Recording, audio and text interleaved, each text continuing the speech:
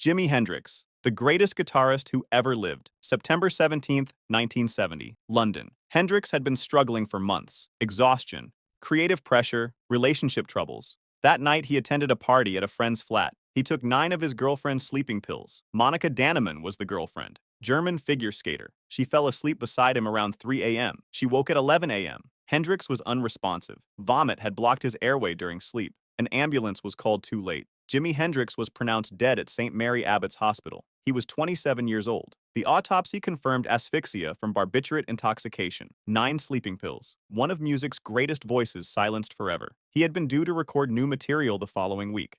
Janis Joplin, Queen of Rock and Blues. October 4th, 1970, Hollywood, California. Joplin had been recording her album Pearl at Sunset Sound Studios. She seemed in good spirits that final day. Friends described her as excited about the new record. That evening, she returned to the Landmark Motor Hotel. She purchased heroin from her dealer that night. The batch was unusually pure, exceptionally dangerous. Joplin injected the heroin alone in her room. She went to get cigarettes from the lobby. She returned to her room and never woke up. Staff found her the following morning on the floor. She had struck her face on the nightstand when she fell. Janis Joplin was 27 years old. Her album Pearl was completed posthumously by her bandmates. It became her best-selling record of all time. She died 16 days after Jimi Hendrix. Same age, same cause.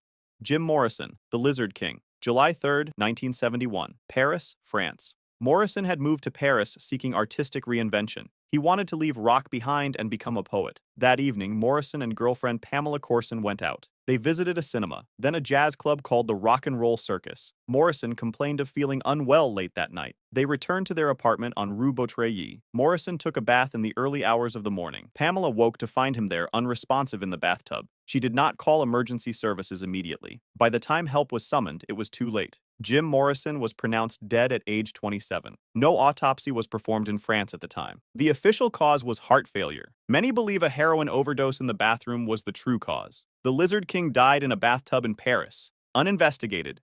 Unexplained.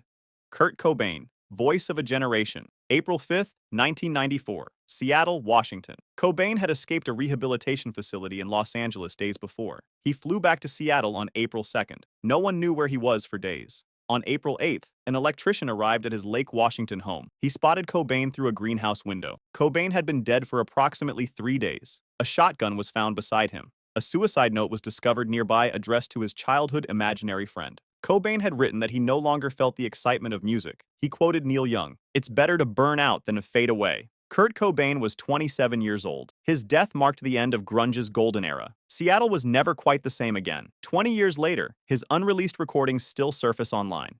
Freddie Mercury, the greatest rock performer who ever lived. November 24th, 1991, London. Mercury had been battling AIDS for years in absolute secrecy. He had refused to disclose his illness publicly until one day before his death. On November 23rd, he released a statement confirming he had AIDS. The world was stunned. The statement shocked millions. Mercury spent his final day at his Garden Lodge home in Kensington. Close friends and bandmates visited throughout the day. Brian May, Roger Taylor, John Deacon all said goodbye. His partner Jim Hutton held his hand through the night. Mercury slipped into unconsciousness in the early evening. He died peacefully at 1:30 a.m. on November 24th. The cause was bronchopneumonia brought on by AIDS. Freddie Mercury was 45 years old. The following year, a concert at Wembley Stadium drew 72,000 mourners. Bohemian Rhapsody re-entered the UK charts and hit #1. He died as he lived, surrounded by the people he loved most.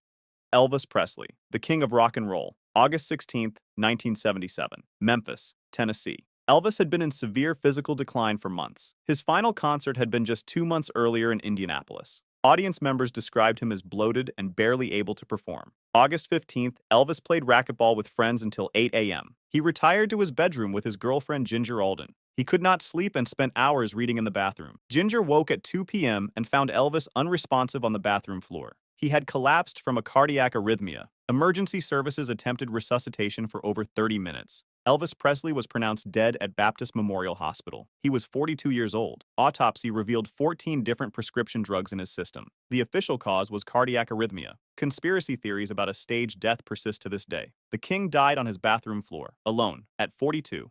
John Lennon, Imagine, December 8, 1980, New York City. Lennon and Yoko Ono had spent the day at the Hit Factory recording studio. They were working on Yoko's Walking on Thin Ice. That evening, they returned to the Dakota Building on Central Park West. A fan named Mark David Chapman had been waiting outside all day. Chapman had already approached Lennon earlier that morning. Lennon had signed Chapman's copy of Double Fantasy that morning. Chapman smiled and let him go, then waited.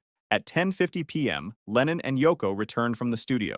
Chapman stepped forward and fired 5 shots at close range. 4 bullets struck Lennon in the back and shoulder. Lennon staggered up 6 steps into the Dakota lobby and collapsed. Officers arrived within minutes. Lennon was loaded into a police car. He was taken to Roosevelt Hospital at full speed. John Lennon was pronounced dead on arrival at 11:07 p.m. He was 40 years old. Yoko Ono released a statement the following morning. Crowds gathered outside the Dakota and did not leave for weeks. John Lennon was shot by a man whose album he had signed that morning. Buddy Holly, The Day the Music Died. February 3, 1959, Clear Lake, Iowa. Holly and his band The Crickets were on the Winter Dance Party tour. The tour bus heater had broken down in freezing temperatures. Holly decided to charter a small plane to the next venue. He wanted to arrive early to do laundry and sleep properly. Richie Valens won his seat on the plane in a coin toss. The Big Bopper took a sick bandmate's seat. The Beechcraft Bonanza took off at 12:55 a.m. in freezing darkness. The pilot was 21 years old with limited experience in bad weather. Minutes after takeoff, the plane began to lose altitude. It crashed into a cornfield at approximately 170 miles per hour. All 4 people aboard died instantly on impact. Buddy Holly was 22 years old. Don McLean wrote American Pie about this single night in 1959. February 3, 1959 became known forever as the day the music died. Amy Winehouse, Back to Black. July 23, 2011, London. Winehouse had struggled with addiction for years publicly. She had recently attempted to restart her career after a disastrous tour. On July 22nd, she stayed up until 8 a.m. watching videos on YouTube. Bodyguard Andrew Morris checked on her at 3 a.m. She was alive. He checked again at 10 a.m. She was not breathing. Paramedics confirmed she had died in her sleep. Amy Winehouse was 27 years old. Toxicology revealed a blood alcohol level of more than 5 times the legal limit. She had been attempting sobriety, but had relapsed that final night. Her death was ruled accidental. Amy Winehouse joined the 27 Club alongside Hendrix, Joplin, Morrison, and Cobain. Back to Black became the best-selling album in UK history after her death. She died watching YouTube videos, alone, in the early hours.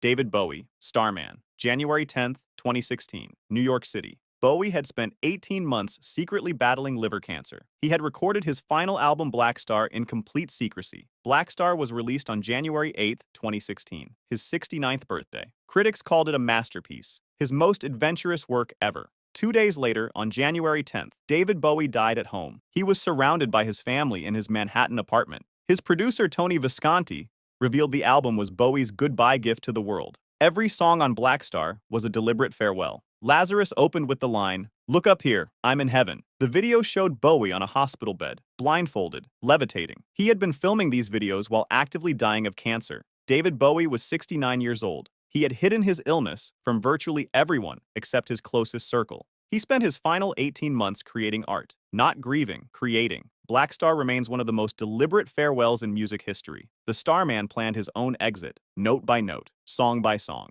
If you enjoyed this video, subscribe for similar ones. Feel free to drop suggestions for the next video in the comments.